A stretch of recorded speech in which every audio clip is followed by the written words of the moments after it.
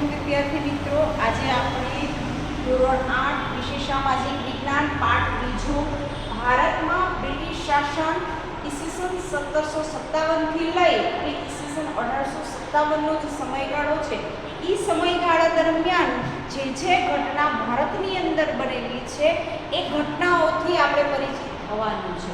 બરાબર. આ પાઠની અંદર એ સમયની અંદર તમે જોઈ શકો છો કે 1757 થી લઈને 1857 સુધી જે ઘટનાઓ બની હશે, જે કિસ્સાઓ થયેલા છે, જે પદ્ધતિઓ અમલમાં આવેલી છે એ સમયની અંદર, એ વસ્તુ આપણે આજના પાઠની અંદર જોઈશું. ખાસ કરીને એમ કહેવાય કે એ સમયની અંદર ઈસવીસન 1757માં આપણે ખબર જ છે કે કેવી પરિસ્થિતિ હતી. બરાબર. આગલા ધોરણની અંદર એ વસ્તુ આપણે શીખી ગયા છીએ. બરાબર. પ્લાસીનું યુદ્ધ થયું હતું, જેમાં એમ કહેવાય કે મીર જાફર છે એ અંગ્રેજો સામે એમ કહેવાય કે આપણે હારેલા આ પ્લાસીના યુદ્ધની અંદર મીર જાફરની હાર થાય છે અને પછી એમ કહેવાય કે મીર કાસિમને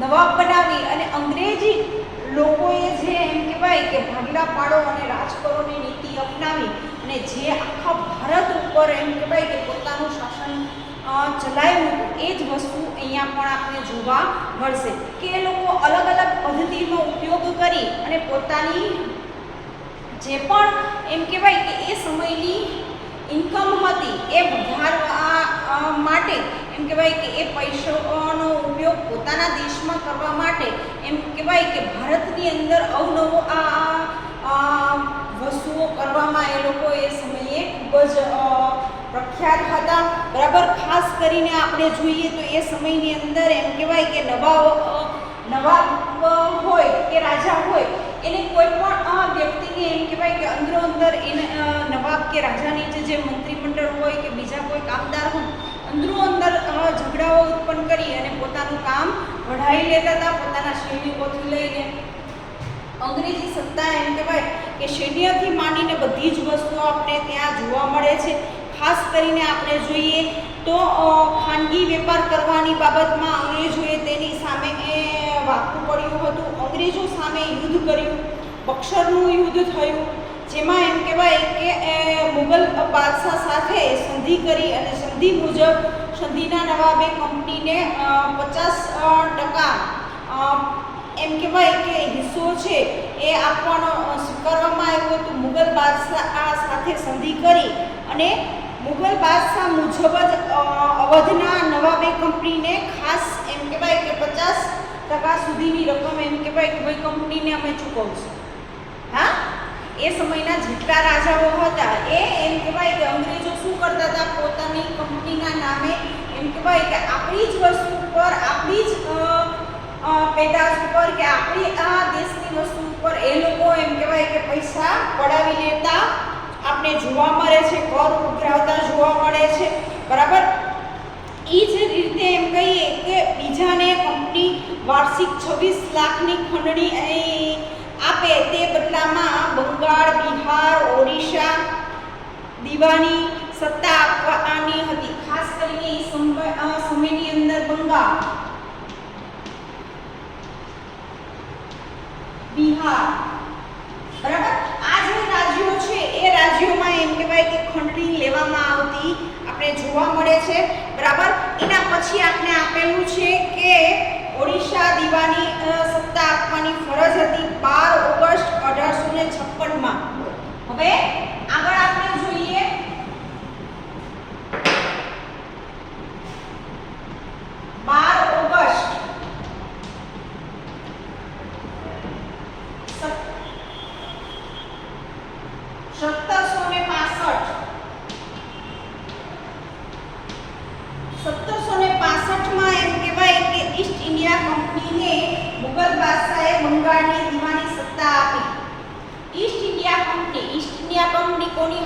અંગ્રેજોએ એ ઈસ્ટ ઇન્ડિયા કંપની છે એને એમ કહેવાય 12 ઓગસ્ટ 1765માં મુગલ બાદશાહે એમ કહેવાય કે ખંડણી રૂપે પૈસા આપેલા હતા. કંપનીને દીવાની સત્તા આપી હતી.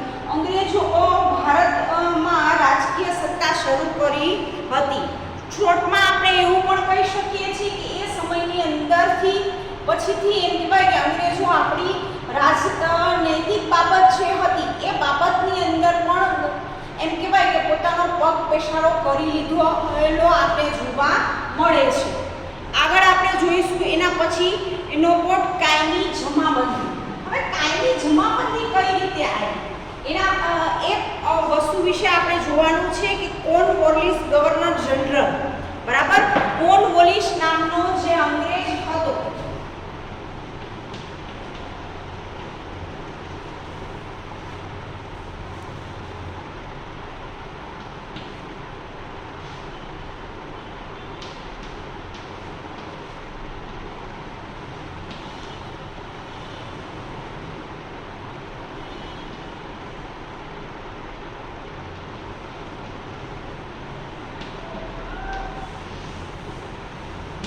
કોર્નવોલિસ ગવર્નર જનરલે એમ કહેવાય કે ઈસવીસન 1793 ભારતમાં કાયમી જમાબંધી દાખલ કરી. ભારતમાં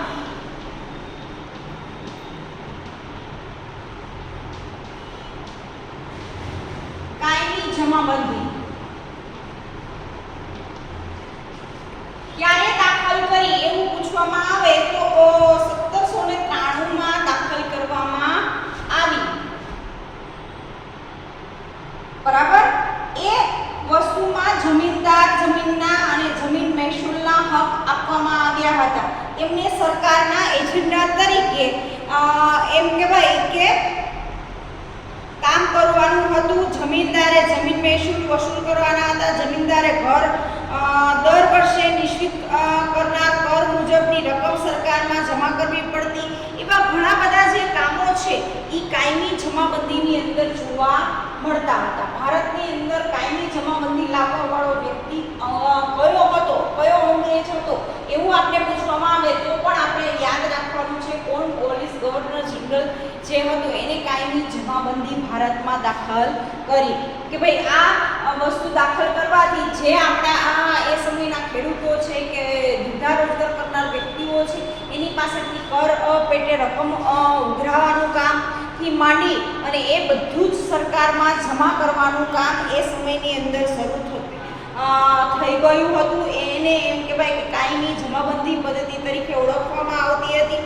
આ પદ્ધતિની અંદર ખાસ કરીને તમે જુઓ તો ખેડૂતોનું શોષણ થતું આપણે વધારે જોવા મળે છે કે આપણી જ જમીનમાં આપણી જ પેદાશ ઉપર આપણે કર ચૂકવવાનું. હા, આપણે ખબર જ છે કે એ સમયમાં આપણો મુખ્ય વ્યવસાય શું હતો તો ખેતી છે, જમીનદાર છે, બરાબર. આ બધા જ લોકો પાસે એમ કહેવાય કે કર મહેસૂલ સ્વરૂપે ઉઘરાવવામાં આવતો તો દર વર્ષે નિશ્ચિત કરાયેલ મુજબ એમ કહેવાય કે રકમ આપણે સરકારશ્રીને જમા કરવાની રહેતી હતી એ સમયની અંદર. તમે વિચારો અત્યારે તો આપણે કર સ્વરૂપે ટેક્સ ભરીએ જ છીએ. આ વસ્તુ તમને કદાચ ખ્યાલ નહીં હોય પણ તમારા પપ્પા અથવા મમ્મીને ઘરે પૂછજો કે ભાઈ તમે તમારી વાર્ષિક આવક હોય એ ઉપરાંત તમે જે ઘરમાં રહો છો, જો તમારું ઘર પોતાનું હોય અથવા તો ભાઈ તમારી જમીન હોય, આ બધી જ વસ્તુ ઉપર નો ટેક્સ આપણે દર વર્ષે ભરવો પડે છે, બરાબર. એ પાણી હોય કે બીજી XYZ કોઈ પણ વસ્તુ હોય તો એનો આપણે એમ કહેવાય કે વર્ષે પૈસા સરકારશ્રીને ચૂકવવા પડે છે. હવે તમને એ પ્રશ્ન પણ થશે કે ભાઈ આ પૈસાનો સરકાર શું કરે છે? તો એ જ પૈસાનો ઉપયોગ કર સ્વરૂપે આપણી વાર્ષિક આવક માંથી જે ટેક્સ ભરીએ છીએ, ઉપરાંત મકાન વેરો છે, પાણી વેરો છે, બરાબર, એ જેટલા પણ એમ કહેવાય કે સરકારશ્રીને આપણે ટેક્સ સ્વરૂપે જમા કરીએ છીએ એ બધા જ પૈસા આપણે ભાઈ જાય છે ક્યાં? હે, તમને પ્રશ્ન થવો જ જોઈએ કે આ બધા પૈસા જાય છે ક્યાં? તો એ બધા જ પૈસા એમ કહેવાય કે આપણી જ સુવિધાઓ માટે ખર્ચ થાય છે, બરાબર. આપણે જોઈએ છીએ કે બસની સુવિધા, વીજળીની સુવિધા, લાઇટની સુવિધા એમનેમ થતી નથી. રોડ, તમે જે રોડ ઉપર ચાલો છો આપણે જોઈએ છીએ ભાઈ એનું સમારકામ થાય છે. આપણા સોસાયટી, ગામ, શહેર એની સાફ સફાઈથી માંડીને બધી જ સુવિધાઓ આપણને મળી રહે છે. એ બધી એમનેમ મળતી નથી, બરાબર. આ જે ટેક્સ સ્વરૂપે પૈસા લેવામાં આવે છે એ જ પૈસાનો ઉપયોગ કરી અને આ બધી જ સુવિધાઓ આપણે પૂરી પાડવામાં આવે છે. બરાબર. શહેરી મોહલ્લા કે ગમે એ જેમ તમે લઈ લો તો બધી જ જગ્યાએ આપણે ગવર્મેન્ટ દ્વારા જે પણ પ્રોસિજર આપણે મળે છે, જે સેવા મળે છે, સરકારી દવાખાનું લઈ લો, સરકારી સ્કૂલો લઈ લો, બરાબર, આ બધી જ જે સુવિધાઓ મળે છે એ બધી સુવિધાઓ એમ કે ભાઈ કે ટેક્સ સ્વરૂપે આપણે જે પૈસા ભરીએ છીએ એ પૈસામાંથી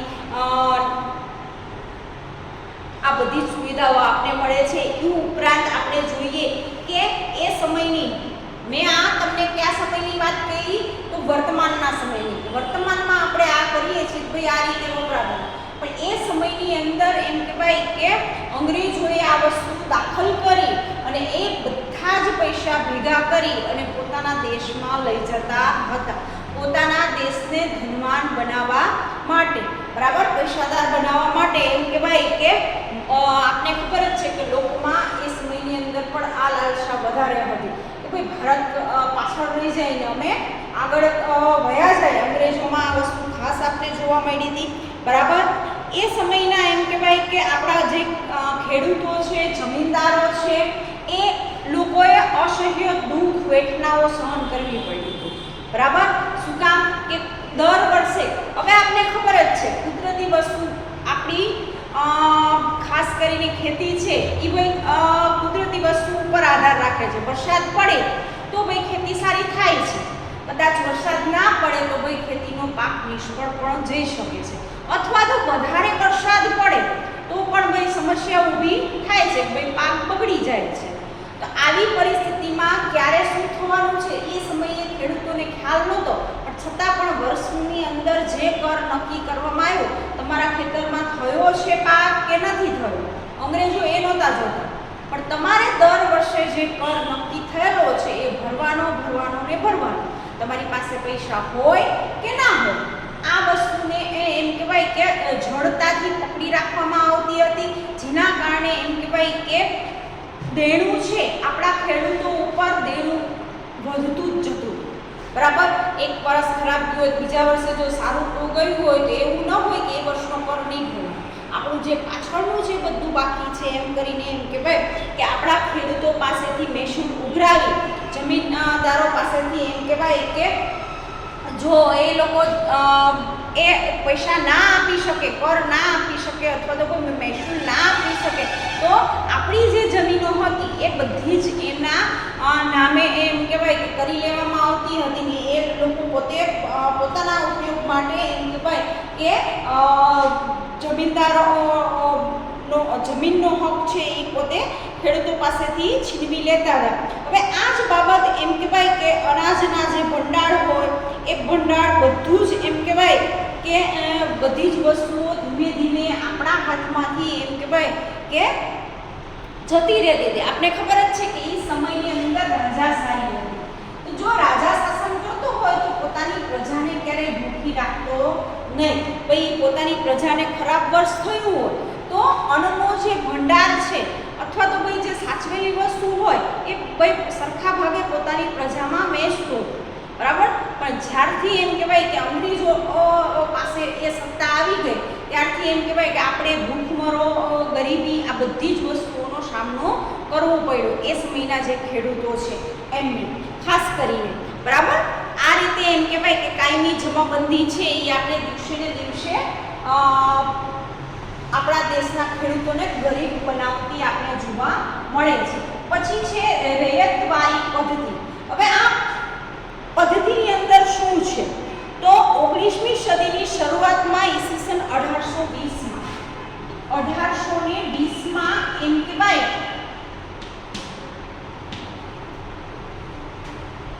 મુંબઈ અને મદ્રાસના પ્રાંતોમાં રૈયત ની પદ્ધતિ લાગુ કરવામાં આવી હતી. તેમાં પ્રણેતા કોણ હતા તો એના પ્રણેતા થોમસ મુનરો.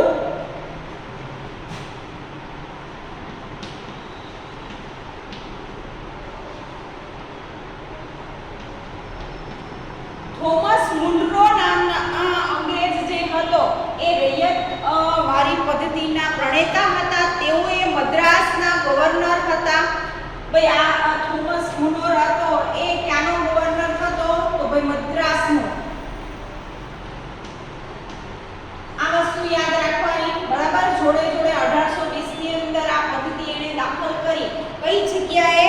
તો ખાસ કરીને આપણે યાદ રાખવાનું છે મદ્રાસ અને ચેન્નઈમાં, બરાબર. એટલે હાલનું જે આપણું મુંબઈ અને મદ્રાસ પ્રાંત જે એ સમયની અંદર કહેવાતો હતો એ તે જગ્યાએ એમ કહેવાય કે રિયતવારી પદ્ધતિ એ દાખલ કરવામાં આવી. એના પ્રણેતા કોણ હતા એવું પૂછવામાં આવે તો પણ આપણે યાદ રાખશું થોમસ મુનરો, અને એ ક્યાંના ગવર્નર હતા? તો ભાઈ મદ્રાસના, બરાબર. એ પછી આપણે જોઈએ કે આ પદ્ધતિમાં જમીન ખેડનારને જમીનનો માલિક બનાવવામાં આવતો હતો. હવે તમે વિચારો કે જમીન જે ખેડે છે એને કોઈ જમીનનો માલિક બનાવી દેવામાં આવતો હતો, બરાબર. તમે કોઈ પણ જમીન ઉપર ખેડી અને ખેતી કરો તો ભાઈ તમે એ જમીનના માલિક છો. એવી પદ્ધતિ આ સમયે એમ કહેવાય કે ત્યાં દાખલ કરવામાં આવી હતી.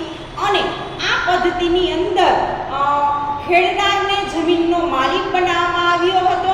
સરકારની શરતો મુજબ ખેડૂતને જમીન મહેસૂલ ચૂકવવું ન હતું. આ પ્રથાથી જમીન માલિક હકનો કોઈ ફાયદો પડતો મહેસૂલ બે સરકાર ઈચ્છે ત્યારે જમીન મહેસૂલમાં વધારો કરવાનો હક ધરાવતો હતો. અને બીજું, કોઈ પણ સ્થિતિમાં અનાજ ન પાકે કે નાશ પામે તો પણ રૈયતને જમીન મહેસૂલ તો આપવું જ પડતું હતું. જેવું કાયમી જમાબંધીમાં હતું એ જ વસ્તુ મદ્રાસ અને ચેન્નઈની અંદર પણ એ જ વસ્તુ આપણે રૈયત પદ્ધતિની અંદર પણ જોવા મળ્યું, બરાબર. એને માલિક તો બનાવી દેવામાં આવતો હતો, ભાઈ તમે જમીન ખેડો છો, તમે જમીનના માલિક. પણ એ જમીનની અંદર ભાઈ ગમે પરિસ્થિતિ થાય, તમારું અનાજ પાકે કે બગડી જાય, બરાબર, કે ના પાકે, કોઈ પણ પરિસ્થિતિ થાય પણ વર્ષે જે એમ કહેવાય કે કર ચૂકવવો પડતો હતો એ તો ચૂકવવાનો છે, બરાબર. હવે આ કર છે અથવા તો મહેસૂલ,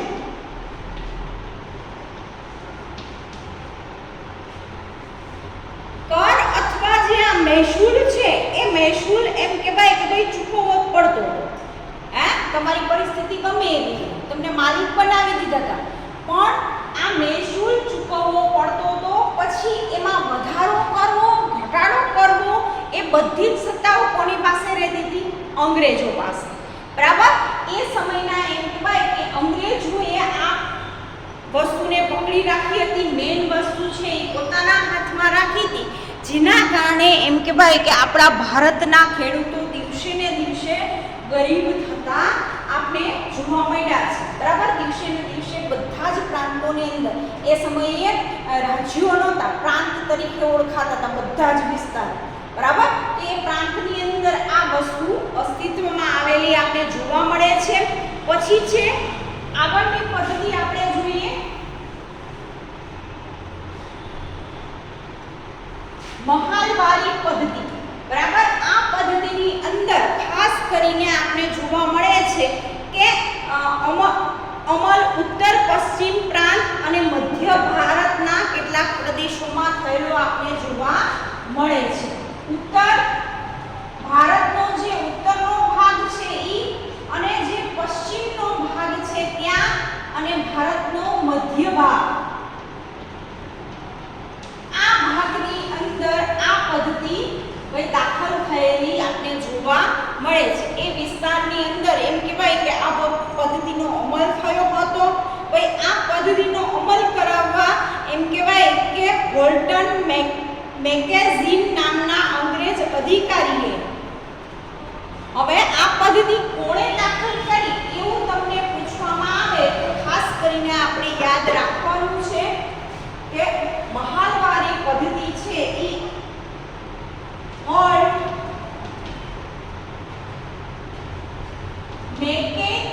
મેકેનિઝી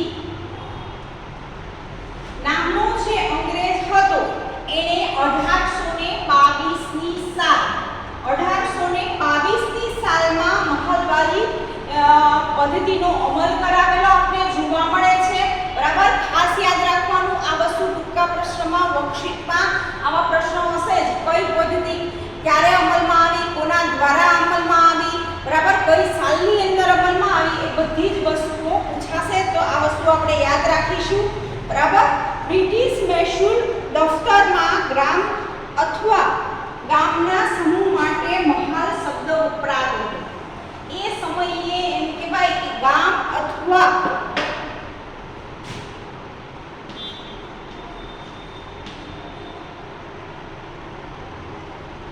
ગામના સમૂહ માટે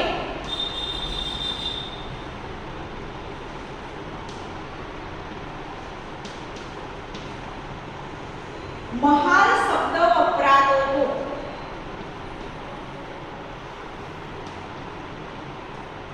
બરાબર. હવે એ આપણે ખબર જ છે કે નાના નાના ગામડાઓ હતા, ગામડાઓના સમૂહ હતા, એને મહાલ શબ્દ તરીકે ઓળખવામાં આવતો હતો.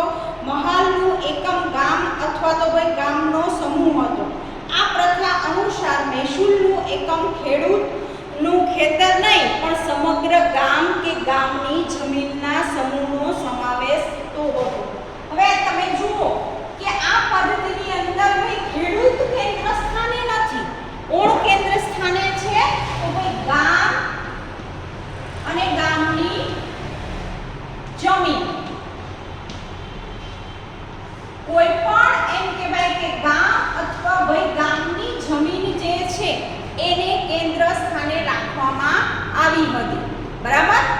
કઈ પદ્ધતિની અંદર? તો મહાલવાળી પદ્ધતિ છે એની અંદર એમ કહેવાય કે ખેડૂતે નહીં, બરાબર, ખેડૂતની જમીને નહીં પણ આખા ગામની જમીન અને એક ગામ એ રીતે એમ કહેવાય કે ભાઈ યાદ રાખવામાં આવતું હતું અને એનો સમાવેશ થતો હતો.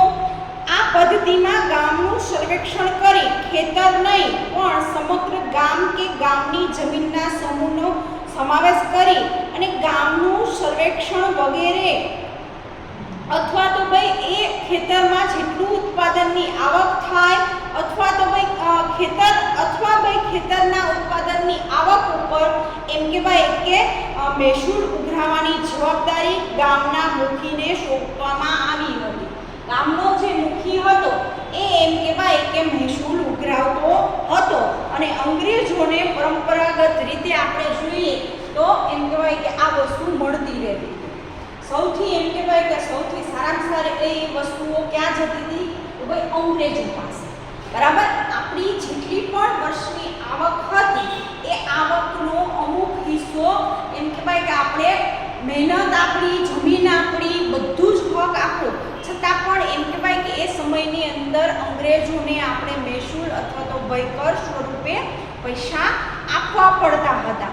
આ જે પદ્ધતિઓ છે એ અલગ અલગ બધા જ પ્રાંતની અંદર આપણે આગળ પણ જોઈશું, બરાબર. અહીંયા આપણે 3 પદ્ધતિ જોઈ, ત્રણેય પદ્ધતિમાં કઈ રીતે કોણે શરૂઆત કરી, કઈ સાલની અંદર, એ બધી જ માહિતી જોઈ. તો વિડીયોની સાથે સાથે તમે વિડીયો જોઈ લો. પછી ઘણા વિદ્યાર્થીઓને મેં PDF મોકલેલી છે, જેની પાસે ના હોય એ મેળવી લો, બરાબર. ઓનલાઈન PDF આપણી આવી ગઈ છે, પાઠ્યપુસ્તક બુક. તો એ બુક વિડીયો પૂરો થાય પછી એ PDFની અંદર પાઠ આપણે વાંચી લેવાનો, બરાબર. વર્કશીટ આપણે એમાંથી જ લખવાની છે, પાઠ્યપુસ્તકમાંથી જ તમને જવાબ એ બધું જ શોધીને આપણે લખવાનું છે. એટલે ખાસ જ્યાં સુધી હજી ટેસ્ટરીમાં આવી નથી ત્યાં સુધી આ રીતે આપણે કામ કરીશું. તો આ વસ્તુ વિદ્યાર્થી મિત્રો ખાસ ધ્યાનમાં રાખજો, બરાબર. આ વિડીયોની અંદર અહીંયા સુધી રાખીએ છીએ. આગળની માહિતી આપણે આગળના વિડીયોમાં જોઈશું આ પાઠની.